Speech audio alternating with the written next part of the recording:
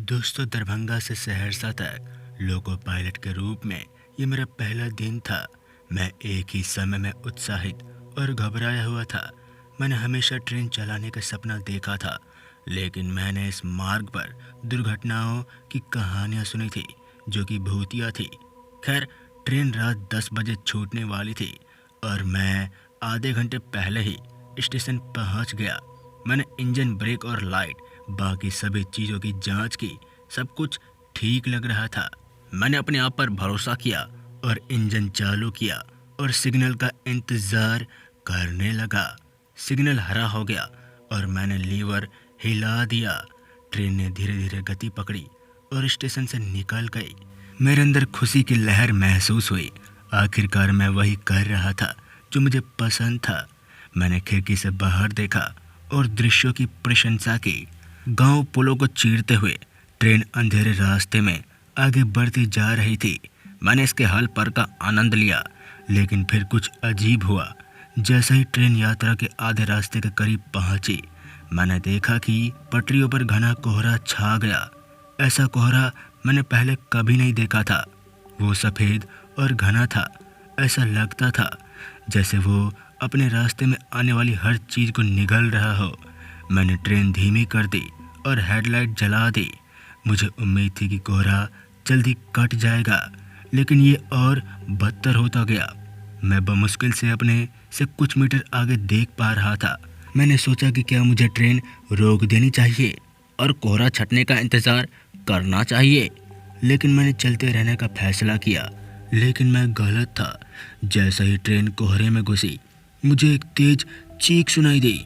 ये यात्री डब्बे से आया था। मैं चौंका और डरा हुआ था। मुझे आश्चर्य हुआ कि ये अचानक से क्या हो रहा है। मैंने रेडियो उठाया और गार्ड को बुलाया। कोई जवाब नहीं था। मैंने बार बार पुकारा, लेकिन सन्नाटा ही था। मुझे अपने सीने में एक घबराहट सी महसूस हुई। मैंने चारों ओर देखा और तभी कोने में एक अजीब सी आकृति देखी। ध्यान से देखने पर पता चला कि ये एक महिला थी। ये कम से कम बहुत ही डरावनी दिख रही थी। उसने सफ़ेद साड़ी पहनी हुई थी और उसके लंबे काले बाल थे। उसका चेहरा लाल पड़ गया था और उसकी आंखें नीली थी। उसके हाथ में खून से सना चाकू था। वो बुरी तरह मुस्कुरा रही थी। उसने मेरी ओर देखा और कहा, मैं तुम्हारा इंतज़ार कर रही थी, आओ मेरे साथ चलो। मैं भयभीत हुआ। मैंने उसकी आवाज़ पहचान ली। ये उस चीख की आवाज़ थी जो मैंने सुनी थी। ये मेरी पत्नी की आवाज़ थी। मेरी पत्नी जो कि 1 वर्ष पहले रेल दुर्घटना में मर गई थी। मेरी पत्नी जो तब से मुझे परेशान कर रही थी। मेरी पत्नी जो मेरे पीछे इस ट्रेन तक आई थी। मैं चिल्लाया और वापस कैबिन की ओर भागा। मैंने दरवाज़ा जोर से बंद कर लिया। मैंने अपने पीछे उसके कदमों की आहट सुनी। मैं फंस गया था और अपनी जान की भीख मांग रहा था। तभी मैंने भगवान से प्रार्थना की और दया की भीख मांगी। दरअसल मुझे अपने पिता और उनकी बातें याद आ गई। मेरे इस काम पर जाने से पहले उन्होंने मुझे एक लॉकेट दिया था। उन्होंने कहा था कि ये बजरंग बली का लॉकेट है और उन्होंने ये भी कहा कि ये मुझे हर बुराई और खतरे से बचाएगा। मुझे उन पर विश्वास था, जिसके बाद मैंने लॉकेट को हाथ में पकड़ लिया और एक अचानक से गर्माहट हुई शक्ति महसूस की। मुझे इसमें एक साहस और एक विश्वास महसूस हुआ। मुझे इसमें प्यार और आशीर्वाद महसूस हुआ। मैंने लॉकेट की ओर देखा तो उसमें बजरंगबली की छवि चमक रही थी।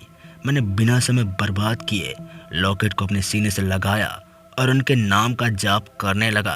फिर मैं जोर से कहता हूँ, हे बजरंगबली, हे महावीर हनुमान जी, मेरी रक्षा कीजिए। भूत पिशाच निकट नहीं आवे, महावीर जब नाम सुनावे। मैंने अभी इतना बोला ही था कि तभी अचानक से मुझे ऊर्जा और प्रकाश का उछाल महसूस हुआ। मुझे सुरक्षा और अनुग्रह की ढाल महसूस हुई। जब मैंने अपनी आंखें खोली तो सब कुछ शांत हो गया था। मेरी पत्नी का भूत गायब हो चुका था। बजरंगबली ने मेरी जान बचा ली। और दोस्तों, ऐसे उस खौफनाक रात को मेरी जान बची और उस रात के बाद मुझे आज तक कभी भी मेरी पत्नी का साया नहीं दिखा। दोस्तों, पहले यात्रा में ही मेरे साथ ये खौफनाक घटना घट गई। खैर, अब मुझे कोई फ़र्क नहीं पड़ता, क्योंकि स्वयं मेरे साथ पवन पुत्र हनुमान जी हैं।